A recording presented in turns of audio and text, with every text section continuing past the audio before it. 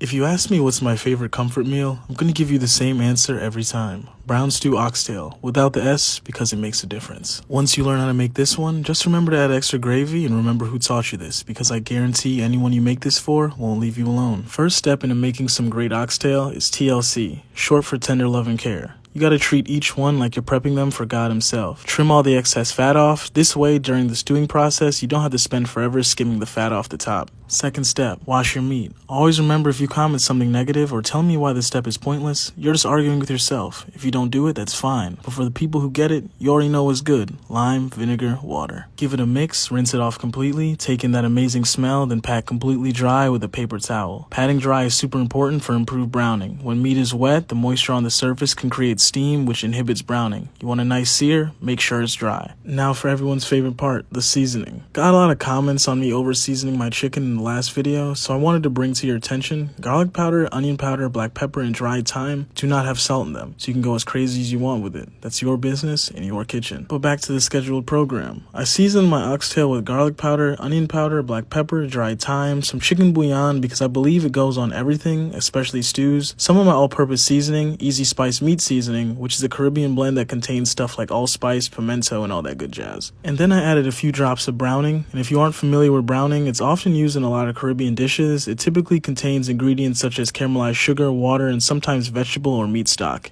And we use it to add flavor, but also add color to a lot of our stew dishes. Time to prep all those natural flavors. To start, we're thinly slicing an entire onion. That's if you like onions. I can't get enough of them, so the more the better. After that, we're going to mince about 5 cloves of garlic, and when I say mince, I mean so fine that they just emulsify in the pot. After that, thinly dice an entire red bell pepper, because red is the best. Feel free to argue below. Some green onions, and then use some cooking twine to tie together some thyme, so they're easy to fish out later. Now in a large Dutch pot, use some type of high heat cooking oil and add about 2 to 3 tablespoons and get the pot nice and hot so you can sear your oxtail on both sides until it's charred like this. Now it's time for the fun part. Add all those browned oxtail to the pot, followed by some water. You don't want to bury them now, just barely cover them. Once that's out the way, add all those sliced onions from earlier. After that, add those beautiful diced red bell peppers, some fresh garlic of course, that thyme followed by green onions. Now grab a spoon and work that around a bit until everything is nicely spread out, then bring to a simmer and cover for 1 hour.